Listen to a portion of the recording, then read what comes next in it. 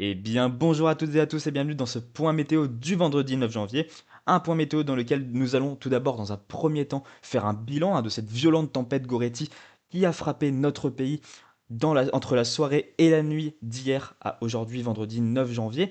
Puis nous allons voir donc dans un second temps ce qui nous attend à l'arrière de cette tempête, sous flux de nord-ouest. Eh bien, donc on a un nouveau refroidissement qui est à attendre avec à nouveau de la neige jusqu'en plaine. Donc on va voir tout ça ensemble dans ce point. Tout d'abord, donc parlons de cette violente tempête Goretti, une tempête qui a complètement surpassé les prévisions puisque nous avons eu une rafale de 213 km/h qui a été atteinte à Barfleur dans le Cotentin, donc dans le département de la Manche. C'est absolument exceptionnel, vraiment aucune prévision, personne n'avait prévu 213 km/h, c'est un truc de fou ce qui s'est passé hier. Vraiment, j'étais halluciné vraiment quand j'ai vu ça. 213 km/h à Barfleur pour vous dire. On dépasse la rafale maximale qui a été atteinte lors de la tempête Kiaran de novembre 2023, qui était une rafale de 207 km/h, et c'était à la pointe du Raz en Bretagne. Là, on a atteint une rafale supérieure à Kiaran, une rafale maximale supérieure à Kiaran de 213 km/h. Est-ce que vous vous rendez compte? À la base, les prévisions voyaient 150 à 170 km/h. Localement, à plus, on pouvait stater à dire même 180 km/h qui était possible, mais c'était plutôt 170 km/h qui était vraiment le maximum possible, enfin le maximum prévu en tout cas.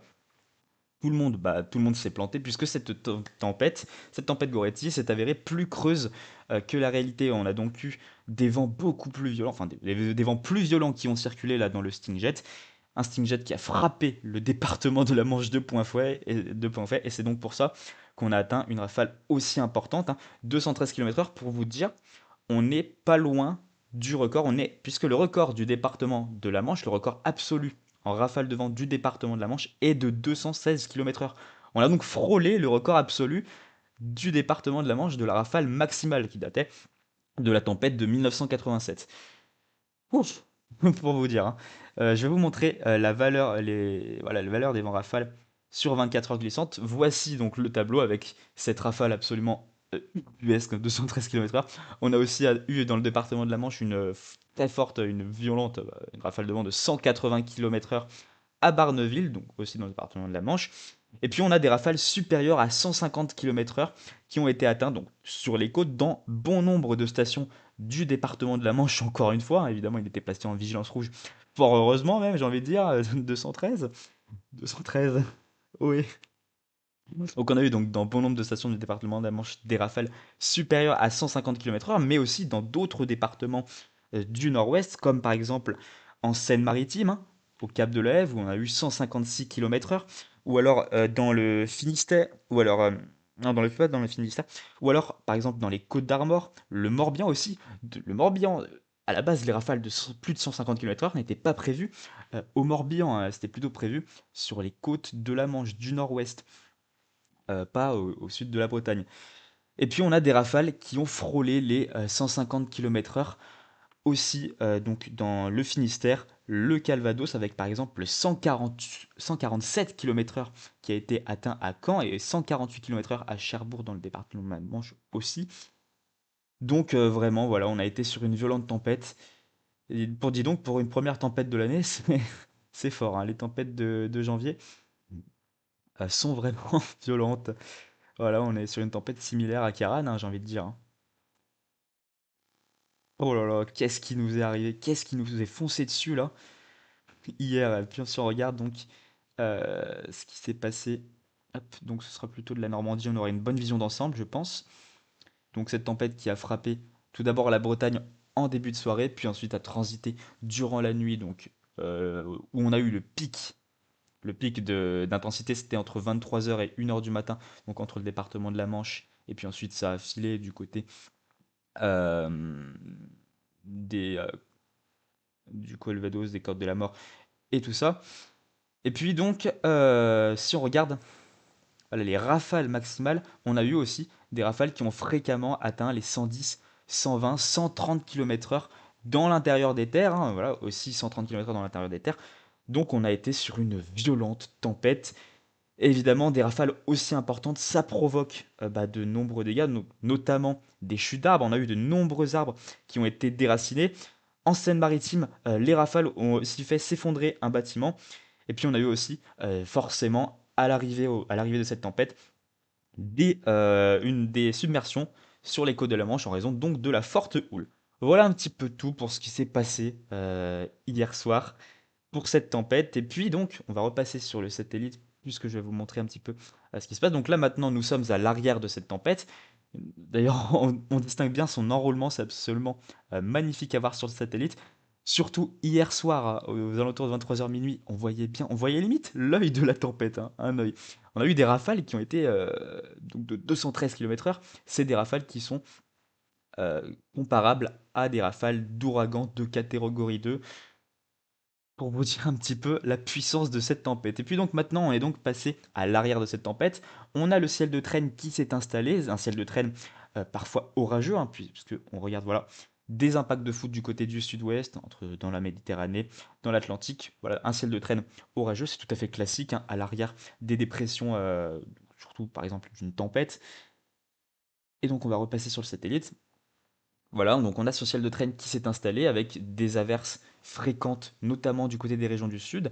Et puis on a donc à l'arrière de cette tempête un flux de nord-ouest commence à se mettre en place, ce qui va donc permettre à la masse d'air de se rafraîchir, hein, puisqu'on peut le voir hop, sur le modèle CEP. Voilà, la masse d'air qui se rafraîchit, qui s'est déjà rafraîchie. Voilà, donc ce qui permet qu'est-ce qui se passe à l'arrière de la tempête? On a des averses de neige, une masse d'air qui se rafraîchit, et bien on a donc des averses de neige qui vont se produire là, qui se produisent déjà actuellement du côté de l'est de la Belgique et du côté des frontières là, par exemple du côté des Ardennes. On a aussi des chutes de neige qui ont concerné nos massifs, notre massif central, Alpes, Vosges, Jura, Pyrénées et la Corse. Donc tous les massifs ont été concernés par de la neige aujourd'hui et aussi demain. On va voir ça tout de suite. Et puis on a donc ces averses de neige qui ont déjà commencé du côté des Ardennes et puis qui vont ensuite petit à petit concerner une plus grande partie du nord-est, notamment entre l'Est Champagne-Ardenne et la Lorraine. Donc tout de suite, on va passer sur le modèle Arôme et on va voir un petit peu la chronologie. Donc on a les premières averses de neige qui se sont déclenchées en fin d'après-midi, du côté donc de l'est de la Belgique et des Ardennes, hein, je me répète un petit peu. Et puis on a donc l'air froid qui va de s'engouffrer de plus en plus, on va avoir une limite de neige qui va descendre de plus en plus. Au début là, c'est plutôt de la pluie et neige mêlée qui tombe, mais au fur et à mesure du temps, en avançant dans la nuit et au courant de la journée prochaine, ça sera à nouveau donc de la neige seule qui va tomber, notamment voilà, du côté de la Lorraine. Alors, donc on a les premières averses de neige qui se déclenchent en fin d'après-midi slash début de soirée de vendredi, des averses de neige qui vont concerner plus globalement voilà, la Lorraine, l'est de la Champagne-Ardenne, l'ouest de l'Alsace, les Vosges, plus globalement au courant de la nuit prochaine, des chutes de neige qui vont perdurer voilà, dans la matinée jusqu'en après-midi du côté des mêmes secteurs, puis ensuite les chutes de neige qui devraient concerner, en s'amusant un petit peu, peut-être un petit peu la Bourgogne-Franche-Comté, notamment le département de la Côte d'Or, et puis globalement ça devrait bien neiger, énormément neiger du côté des massifs de l'Est, de côté de tous les massifs. On va voir tout ça maintenant, donc voilà un petit peu tout, et puis ensuite on attend un retour au sec pour la journée de dimanche. Voilà, donc maintenant passons du côté des cumuls de neige à attendre. On va passer tac, sur le cumul de neige plus gros pelle, donc qui n'est pas, ça ne sera pas la couche au sol finale. Je vais vous préciser quelles quantités seront à attendre. Hop, donc pour l'entièreté de l'épisode. Voici donc les cumuls de neige plus gros pelle qui seront à attendre. On attend un focus plus particulier, donc les plus forts cumuls entre le département de la Meuse et de la Haute-Marne et ainsi que le nord du département de la Côte d'Or, où on aura des cumuls qui vont fréquemment atteindre entre 5 et 7 cm. Localement, on pourrait aussi atteindre 8 à 9 cm, voire même 10 cm de neige possible donc sur ces deux départements, sur ces trois départements, donc Meuse, Haute-Marne et Nord-Côte d'Or. C'est là qu'on attend les plus forts cumuls. Idem du côté de l'extrême nord du département des Ardennes, hein. Je pense que si on regarde la couche de neige, hop, le modèle arôme sera peut-être un petit peu mieux. Hop, voilà, ça représente un petit peu plus la réalité. Et puis, prudence aussi, surtout, à nos amis belges, puisqu'il devrait énormément neiger en Belgique, c'est normal. On a la tempête le cœur dépressionnaire de la tempête qui est plus proche, voilà, de la Belgique, de l'Allemagne. C'est pour ça qu'on va avoir les plus fortes chutes de neige de ce côté-là.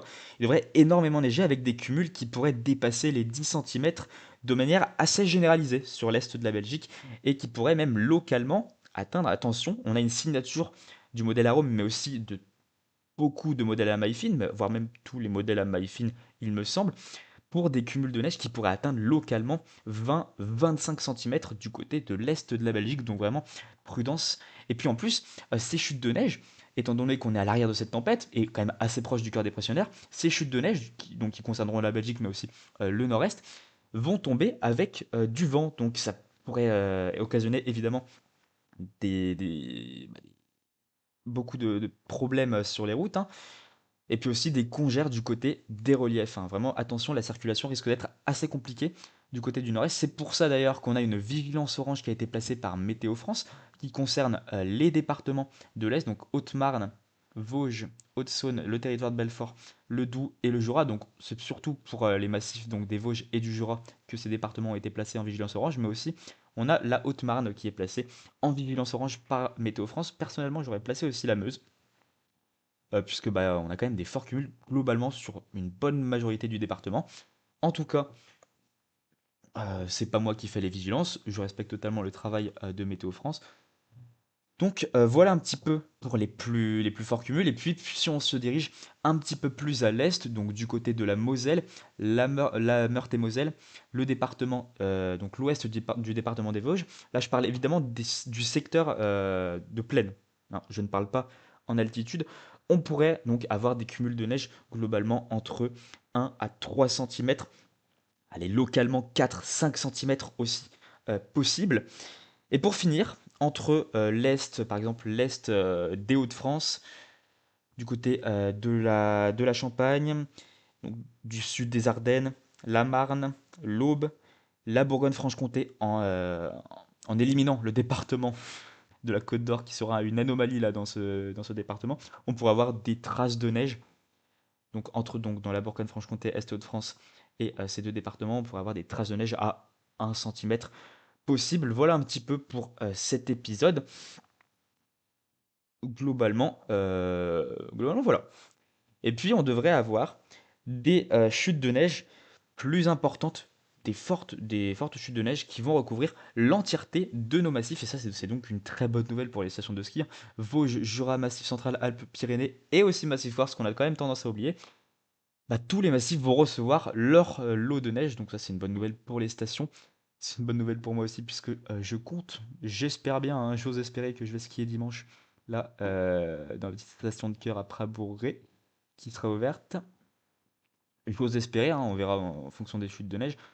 En tout cas, ça devrait bien neiger sur les massifs, puisque du côté des montagnes, on attend donc entre 20 à 40 centimètres sur les Vosges. Idem pour le Jura, avec même des cumuls plus généralisés entre 30 et 40 centimètres. On pourrait localement atteindre 50 centimètres du côté du Jura sur les plus hautes hauteurs et sur les meilleurs secteurs.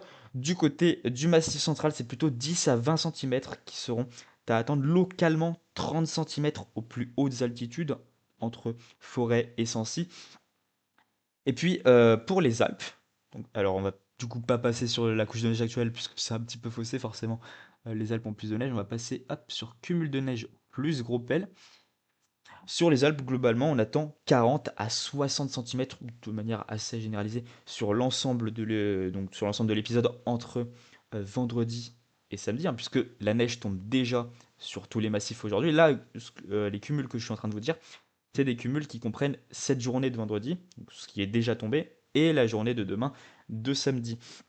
Et puis pour les Pyrénées, c'est là qu'on devrait attendre les plus fortes chutes de neige, car on pourrait dépasser le mètre, hein, sur les Pyrénées, le mètre de cumul.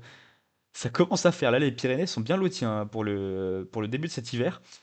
On enchaîne sur les Pyrénées les importants épisodes de neige. Bon, en tout cas, tant mieux, hein, j'ai envie de dire. Pour une fois que les Pyrénées ne sont pas au sec et ne sont pas dépourvues de neige, là, c'est bien le contraire, hein. Là, c'était plutôt les Alpes qui étaient dépourvues de neige actuellement, malheureusement, hein, notamment pour ce mois de décembre, hein. Il y avait presque pas neigé, hein, c'était surtout la neige de novembre, hein, du côté des Alpes, hein. La neige de décembre, il y a presque rien, et ça se faisait bien sentir sur les stations, hein. Donc là, tant mieux qu'on va avoir un important épisode neigeux qui va apporter de bons cumuls, hein, 40 à 60 centimètres du côté des Alpes. Fort heureusement, hein, j'ai envie de dire, ça commence à devenir vraiment compliqué du côté des stations. Et puis pour les Pyrénées, plus d'un mètre de neige qui seront à attendre. On pourrait dépasser le mètre. Et puis du côté du Massif Corse, aussi de très très bons cumuls qui sont à atteindre. Ce sera un petit peu moins que sur les Pyrénées, mais sur les plus hautes altitudes, on pourrait atteindre 50 à 70 centimètres du côté du relief corse.